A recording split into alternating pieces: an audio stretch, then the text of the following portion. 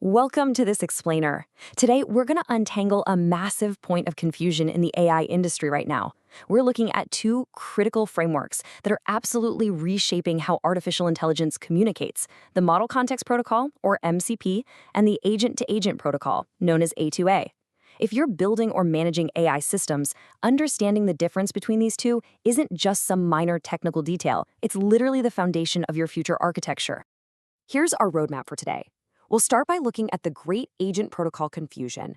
Then we'll dive into MCP as the agent's hands and A2A as its conversation. After that, we'll walk through a real-world procurement assistant example, see exactly how these protocols compose, and wrap up with the future of interoperability. Let's get right into it. Section 1, the Great Agent Protocol Confusion. Basically, we have to start with the chaos of bespoke integration layers that led us here in the first place. You wouldn't believe how often this exact question pops up in development meetings. Wait, isn't MCP the same as A2A? And honestly, the confusion makes total sense. Both of these protocols emerged during the industry's massive pivot away from simple chatbots toward autonomous agents. Under the hood, they both use JSON RPC-style messaging. They both have the word agent plastered all over their marketing. And most importantly, they're both trying to fix the same underlying mess: the fact that, historically, every single AI vendor has been building its own unscalable, completely custom integration layer. But mixing these two protocols up, that's going to lead to architecture decisions you will absolutely regret in 6 months. So let's clear things up immediately. The core difference comes down to this. Think of MCP as giving an AI agent hands. It's how an agent reaches outward into the world to grab data or trigger a specific action. A2A, on the other hand, is about letting two completely independent agents have a conversation. It's pure delegation. They solve two completely different halves of the interoperability puzzle. Section 2, MCP, the agent's hands. Let's look at standardizing connections to static tools and data. Let's look at how MCP, which was originally released by Anthropic, actually works in practice. Before MCP came along, integrating anything was literally a custom one-off nightmare. If you wanted your AI to query a Postgres database, send the Slack message, and read a Google Doc, you had to write 3 entirely custom integrations. Each one had its own weird authentication pattern, its own schema, its own quirks. Nothing was reusable. Well, MCP replaces all of that. It defines a clear client-server relationship with a standardized interface. You just build one reusable MCP server for each system. That server just sits there as a passive capability provider, exposing specific tools, resources, and prompts that your model can then reason about and use. So, if you take nothing else away about MCP, think of it as the USB-C of AI integrations. It's a common, universal connector so that developers don't need to invent custom cables for every single tool pairing. You plug it in, and boom, your agent instantly has hands to interact with that software.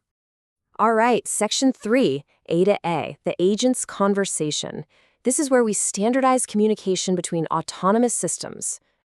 Now, what happens when the tool you need isn't just a passive database sitting there waiting for a command? What if the system you need to interact with is a completely autonomous entity running on a completely different company's infrastructure? That is where A2A steps in.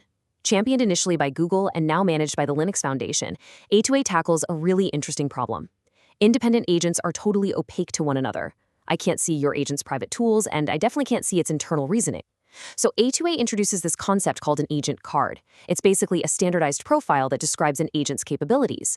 This allows these autonomous systems to actually discover each other and negotiate a task without exposing all their private underlying architecture. Let's break down the mechanics here. Because A2A is designed for agents that have their own memory and their own independent reasoning loops, it's fundamentally built for long-running asynchronous work. You aren't just calling a simple function and getting a millisecond response back. The internal logic of the other agent stays completely hidden from you. A great way to think about this is that interacting over A2A is a lot like delegating a complex task to a human coworker. You explain what you need, they go off and do their own work, hopefully, and eventually they come back to you with a status update. It's designed from the ground up for cross-organizational coordination. Section 4, the procurement assistant example. Let's actually see MCP and A2A working together in a single, cohesive architecture. Imagine you're building a smart procurement assistant for your business. It has 3 main tasks. Step 1, it needs to look up current inventory levels in your internal warehouse database. Step 2, it needs to check a supplier's live pricing. Step 3, it needs to negotiate delivery timing with a logistics agent that's run by a completely third-party shipping company. Now, steps 1 and 2, those are perfectly suited for MCP. Your agent uses its hands to call a tool, gets the structured data back instantly, and moves on. But step 3? That's A2A territory for sure. You don't control that shipping company's agent. You have no idea how it reasons. The interaction might take multiple back-and-forth conversational turns, spread out over several minutes. If you tried to force step 3 through an MCP-style tool call, the whole thing would instantly break down the moment the negotiation required more than a single round trip. Section 5. How would the protocols compose? Because here's the reality. Mature architectures don't pick just one. They use both of these protocols together.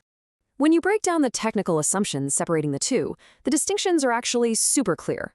For the target, MCP assumes it's talking to a passive tool, while A2A expects an autonomous peer. For the duration of the interaction, MCP is built for quick round trips, whereas A2A is designed for asynchronous, multi-turn interactions. And when it comes to autonomy, MCP treats the interaction like a stateless function, but A2A respects that the other side has an independent reasoning loop. So you absolutely do not have to choose just one. A well-built agent uses MCP to gather context from internal systems it directly controls, and then it composes that with A2A to hand off parts of the task to external peers. However, if you ignore these fundamental differences, you're going to make some really painful architectural mistakes. Mistake number 1 is simply trying to force everything into whichever protocol your team learned first. If you only know MCP, you'll probably make mistake number 2, building a brittle agent-as-a-tool wrapper for an external agent.